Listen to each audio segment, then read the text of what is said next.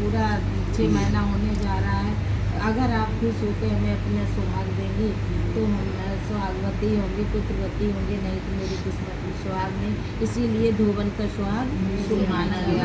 अब बेचारी वहाँ बैठ गई, कहने लगी कि इतने दिन से मेरे घर के झूठे बर्तन, एक ब्राह्मण की लड़की हमारे घर में अपने सुहाग के लिए झूठे बर्तन मांज रही, घर में रह रही, काम कर रही, तो कहने लगी जाओ चाहे कुछ हो, हम तुम्हें सुहाग देने आएंगे।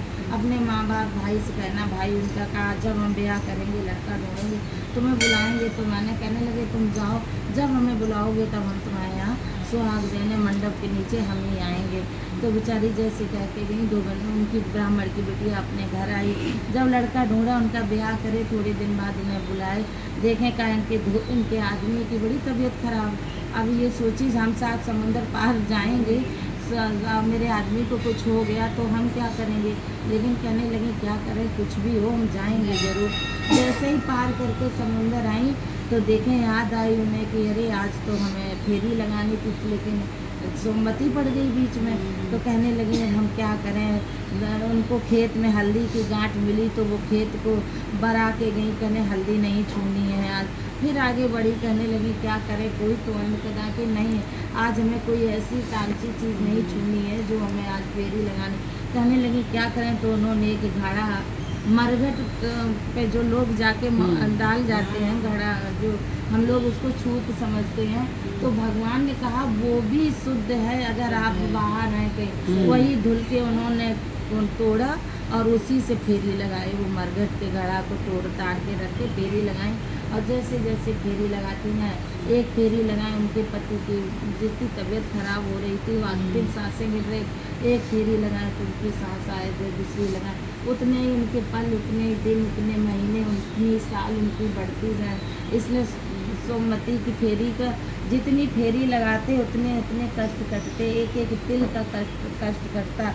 तो जैसे उनके घर में पहुंची तो उनकी बिटिया को सुहाग नहीं, सुहाग दे के जैसे वहाँ से चली तो सब कहने लगे देखो उनका दामाद अच्छा, बिटिया अच्छी, धोबन ने सुहाग दिया वो, और आशीर्वाद दे के आई कि तुम तो सदा सौभाग्यवती रहो, पुत्रवती रहो। वहाँ से आई तो अपने पति की याद आई। उनके आदमी की इतनी हालत ख़राब कि उनको ज़मीन सैया पर लिटा दिया गया।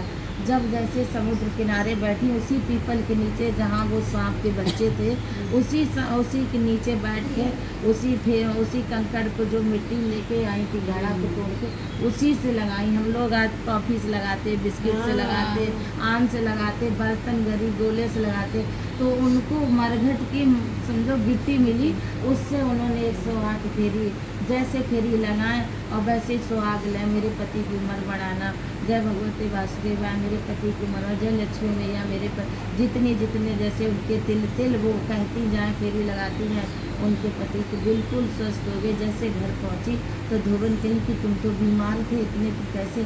कहने लगे पता नहीं क्या हुआ, जब से तुम यहाँ से गई हमारी काया ही बदल गई, हम तो एकदम चकाचक हो गए।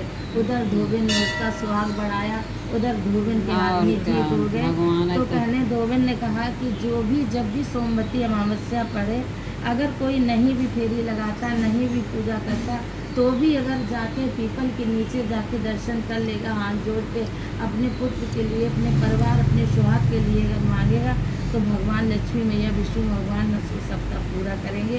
और जैसे उनका पूरा करे तैसे सबका करना। बोलो विष्णु भगवान की जय।